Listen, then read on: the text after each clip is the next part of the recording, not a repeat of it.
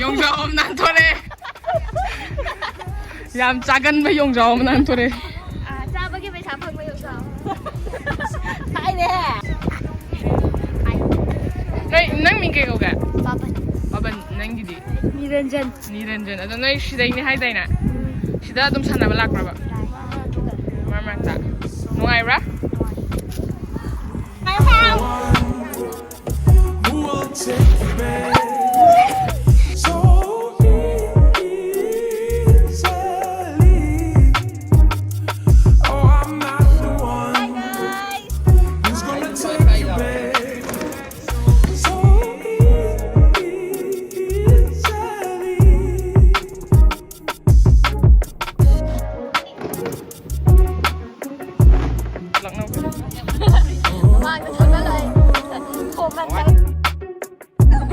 Ma'am सिगी radiant club and resort से सिगी सिदा अखोय फैमिली पुरागा फ्रेंड पुरागा ngakdang laga nungaibado adudagi hena su khudong chaba mayam ama su pireba sigi membership ana ama lay sigi matang da khara akhoi haijaramge membership se card ahum thongna khaidok chai sida gold ne diamond ne platinum ne gold sina chahi ama gi oidone diamond sina chahi ani gi aduga platinum na chahi ahum gi oidone ba sigi rules and regulation do sida hapcharamage mayam ne interested oibiragadi membership se adum member oyani normal visitor oina lakpadagi hendokana sida membership oibagi khudong cha mayam ama leiba cricket ground si manungda evening snacks oi mayam tawdoine ba counter mayam leidoine sidagi akhoi se membership oragadi changba matamda free oidoine ba adu membership natragadi ticket ba ga changdu duga mayam na sida booking tawbiraga birthday party gumba gathering gumba reunion gumba corporate meetings gumba mayam family gathering gumba singbining ba leiraga su membership ki card holder oi bitadi loina mak discount do oi pini aduga sida select pa event mayam isai nong mai na chingba atopa event am select pa matam da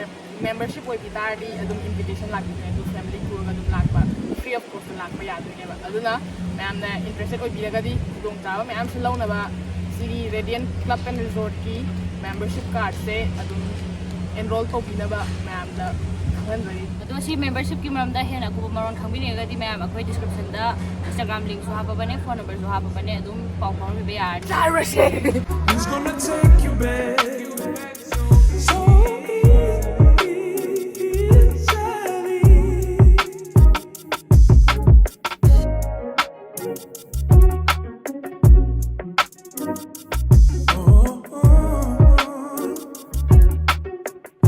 This is the honey chili lemon chicken with the fried basket. One basket. Sigi se redent club and resort ki kitchen da ne ba ko aduga dala isna non veg lare asodana veg lare ani se punjan de ba tungan tungan na cha ba mi cha do mi gi dala tawe adu ye ngo se khala sina non veg ona ka da veg ki ne do veg ka ram pam da ma le pa lo da trong se do kya kha ge excuse me आप बता सकते हैं आप क्या बना रहे हैं Mutton ramen. to keep me there beside you, honey. I don't think you even try. It's okay, 'cause I don't care if you get over in a while. I don't care if you get real. I don't care if you get older. I don't get why you're so weak. Weak. Oh, I'm not the one.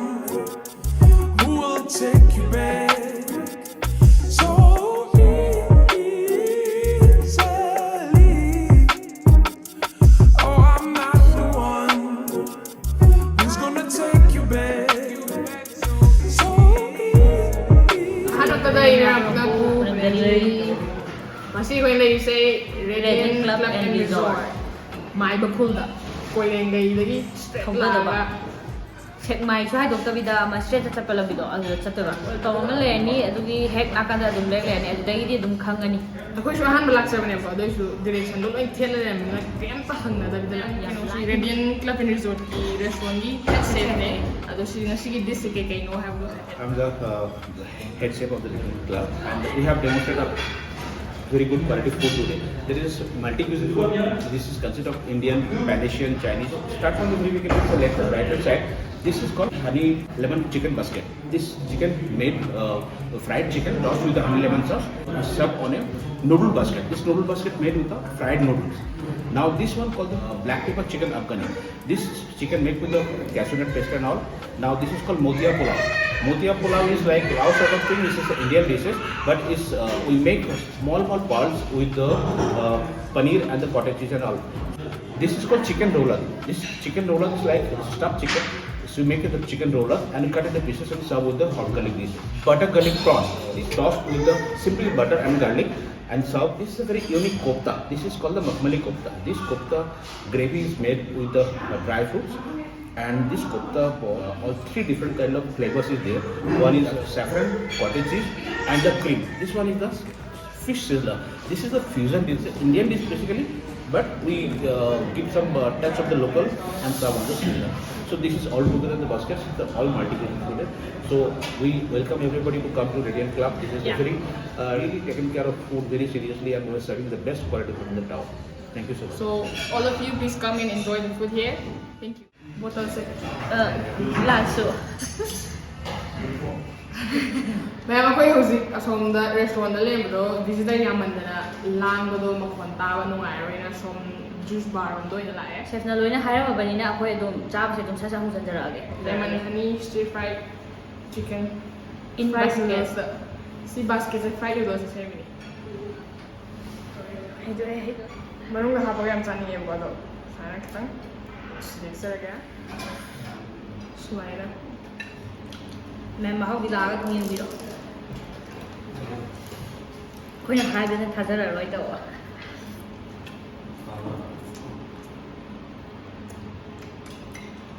Hapon na kain siya. कोई ना ठीक है Sige. Sana.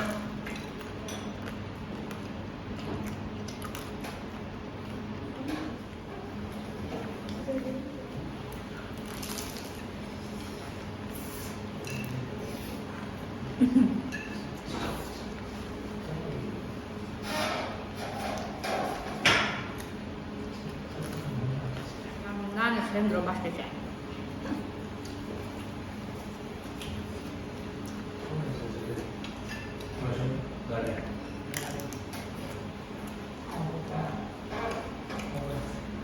Honey की sweetness तो कितना spicy हो रहा है.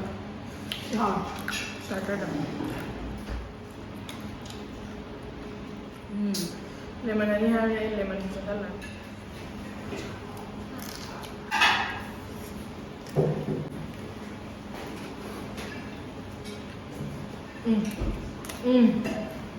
Itu tau.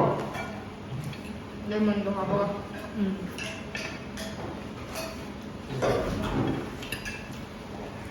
Wow.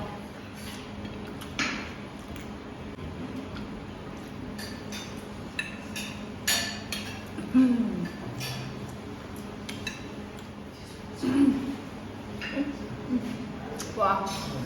Refreshing cold. How refreshing How biryani में starter dah sana di main kalau. tengah ada si nalak kadawa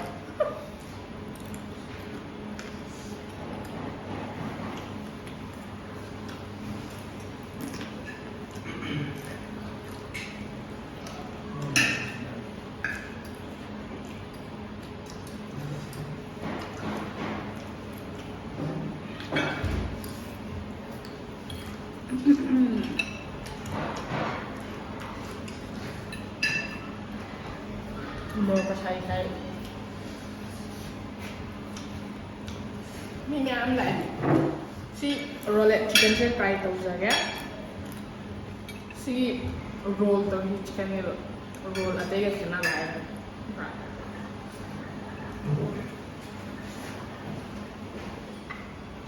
yeah chili sauce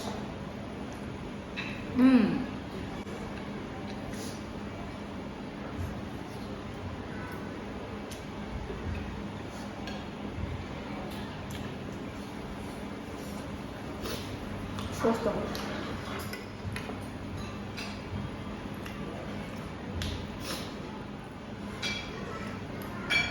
enggak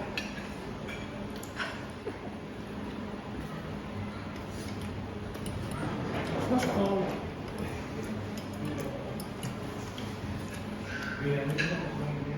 plain rice ngoài tiếng mới lâu rồi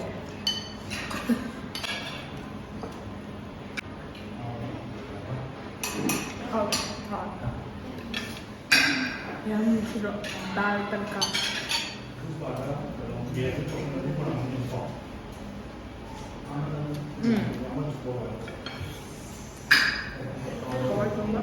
chắc từ đi mà làm gì rồi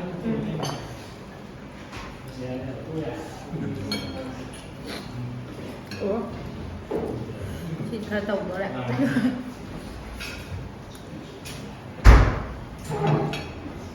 sea fish in sizzler hit try tawla ye sizzler the fish ya to shi nga han mo no ma hello nga sai si se bili bili chawa bu thok ne คุยง่ายๆเลยนะ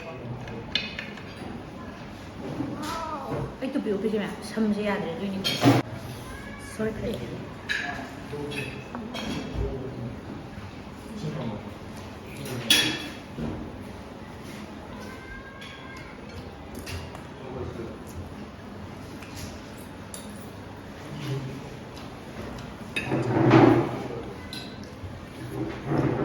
รูปแบบนี้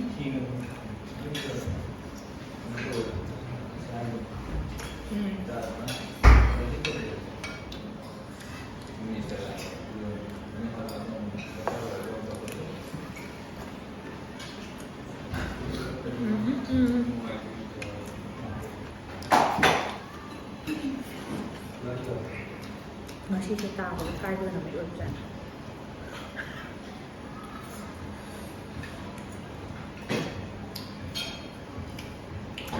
ยำจะชอบเลย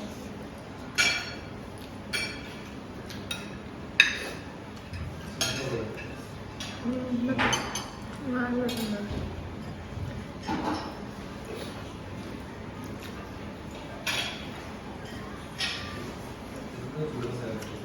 ไม่รู้เลยใช้ได้เลย ไม่รู้มันก็ช่างเลย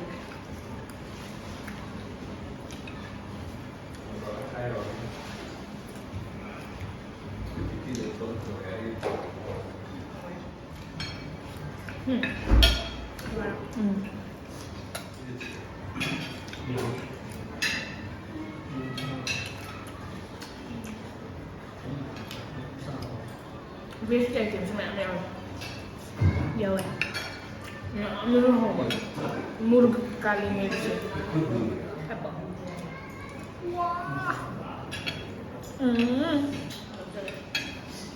Cheese mẹ mà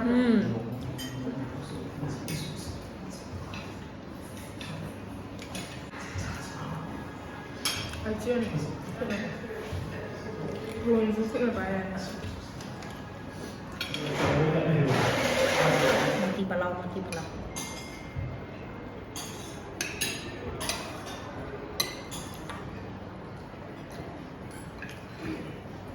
Si buah je Sebenarnya Saya tahu lah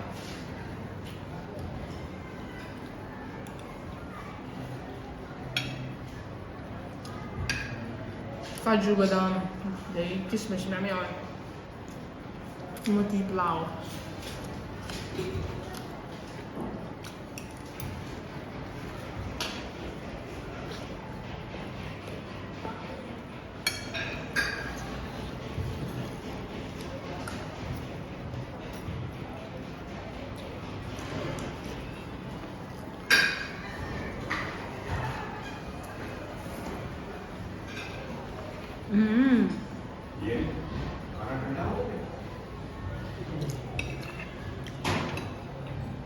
ꯁꯤ ꯊꯤꯜꯂꯛꯄꯁꯦ ꯃꯛꯃꯅꯤ ꯀꯣꯐꯇꯥ ꯁꯤꯁꯦ ꯃꯥꯏ ꯒ꯭ꯔꯦꯚꯤꯁꯦ ꯌꯥꯝ rich ꯑꯣꯏꯗꯣꯏꯅꯦ dry ꯐ꯭ꯔꯨꯠꯁꯅ ꯁꯦꯝꯕꯅꯦꯕ gravy ꯌꯥꯝ ꯌꯦꯡꯉꯦ ꯑꯩꯁꯨ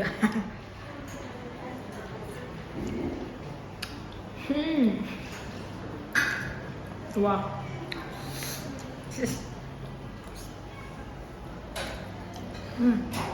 ꯃꯐꯝꯁꯦ ꯂꯥꯛꯑꯒ ꯈꯪꯒꯅꯤ ꯊꯤ ꯅꯨꯡꯉꯥꯏ ꯆꯤꯡꯈꯣꯡꯗ ꯑꯣꯏꯔꯒꯀꯣ ꯅꯨꯡꯁꯤꯠꯀ ꯋꯨꯔꯨꯔꯨꯔꯨ ꯁꯤꯠꯂꯒ ꯆꯥꯅꯕꯁꯨ ꯐꯪꯉꯦ ꯊꯛꯅꯕꯁꯨ ꯐꯪꯉꯦ ꯁꯥꯟꯅꯅꯕꯁꯨ ꯐꯪꯉꯦ ꯄꯣꯊꯥꯅꯕꯁꯨ ꯐꯪꯉꯦ ꯐꯖꯕ ꯃꯐꯝꯁꯨ ꯎꯔꯦ ꯑꯇꯩ ꯀꯩ ꯋꯥꯠꯂꯤꯒꯦ ꯏꯔꯣꯏꯕꯁꯨ ꯌꯥꯔꯦ ꯂꯩꯕꯁꯨ ꯌꯥꯔꯦ ꯑꯇꯩ ꯀꯩ ꯗꯔꯀꯥꯔ ꯂꯩꯔꯤꯒꯦ ꯑꯗꯨꯅꯦ ꯑꯩꯈꯣꯏꯒꯤ ꯑꯣꯏꯅꯗꯤ ꯂꯣꯏ ꯅꯨꯡꯉꯥꯏꯔꯦ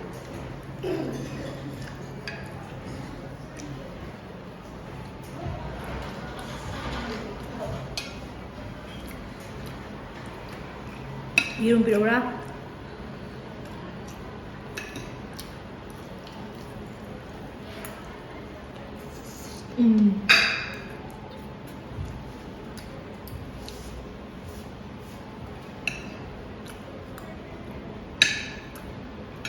와.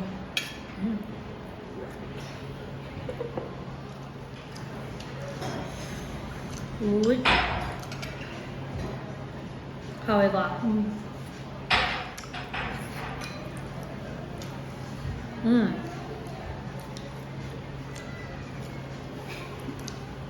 여자들이 ꯌꯥꯝ ꯍꯥꯎꯔꯗꯤ ꯃꯤ ꯍꯦꯛꯇ ꯎꯁꯜꯂꯦ ꯍꯥꯏꯕ 플레이버 ꯑꯍꯨꯝꯅꯦ ꯃꯤꯁꯦ ꯃꯄꯥꯟ ꯁꯦꯝꯕ ꯌꯥꯝ ꯅꯨꯡꯉꯥꯏꯔꯤꯌꯦ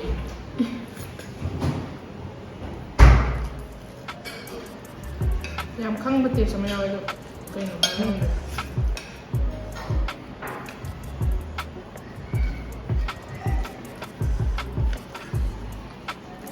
ꯈꯪꯕ꯭ꯔ ꯅꯪ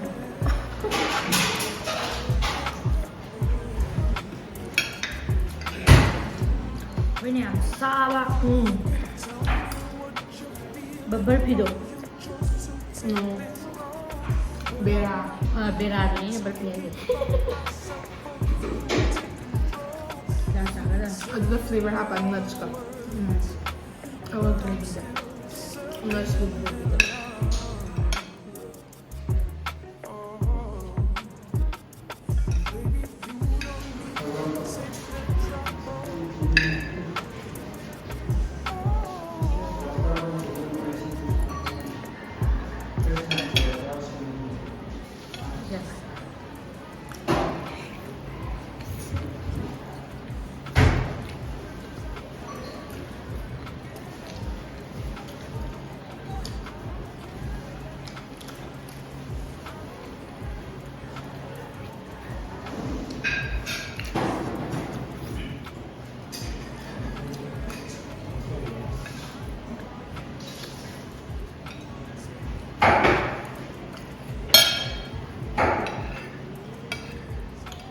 이거 빼래 ꯄꯦꯜꯂꯦ 찐ꯒ 이거 하우만나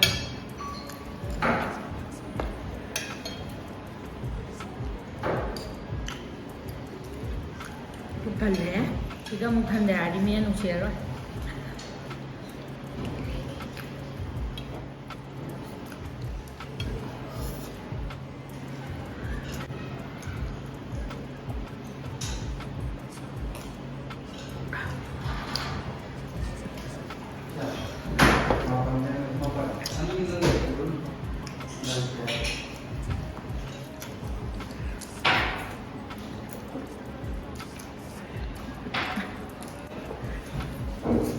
yumda is hide ꯄꯨꯛꯅ ꯄꯥꯏꯕ ꯃꯑꯣꯡ salted ꯃꯥꯜꯂꯦ prawn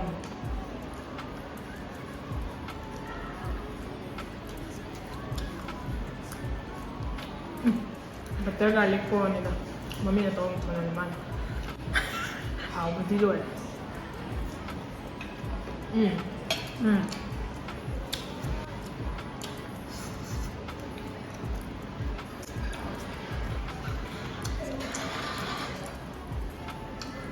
ꯄꯨꯛꯇꯨ ꯊꯜꯂꯦ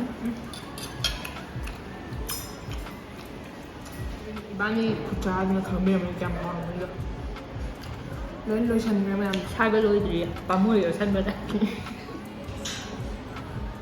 sai tổ nó đang học mình ꯏꯁꯇ꯭ꯔꯣꯅꯤ ꯍꯥꯞꯄꯤꯁꯦ ꯀꯩꯗꯧꯅꯕ ꯃꯥꯜꯂꯦ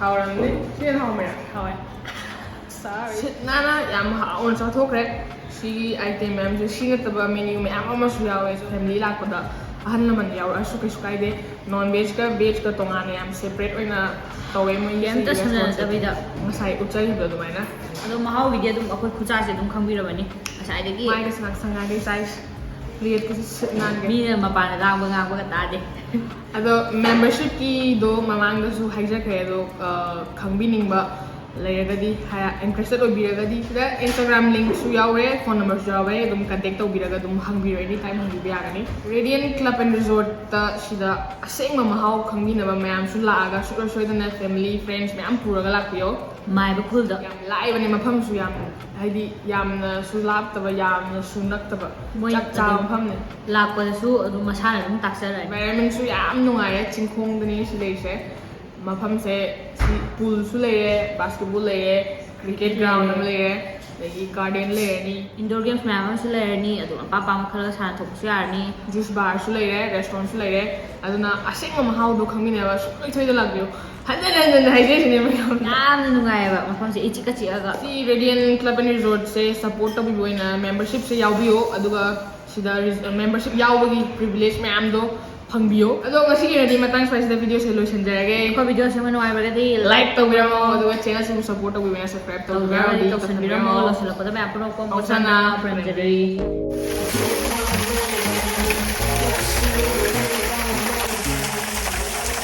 ꯁꯣꯝ ꯅꯥꯀꯟꯒꯤ ꯁ꯭ꯄꯦꯁ ꯁꯦꯝꯒꯠꯂꯤ ꯌꯥꯝ ꯎꯕ ꯃꯇꯝꯗ ꯌꯥꯝ ꯐꯖꯔꯛꯑꯅꯤ ꯁꯤꯗ ꯁ꯭ꯅꯦꯛꯁ ꯕꯥꯔꯁꯨ ꯂꯩꯔꯦ ꯆꯤꯞꯁ ꯖꯨꯁ ꯑꯥꯏꯁ ꯀ꯭ꯔꯤꯝ ꯑꯉꯥꯡꯁꯤꯡꯒꯤ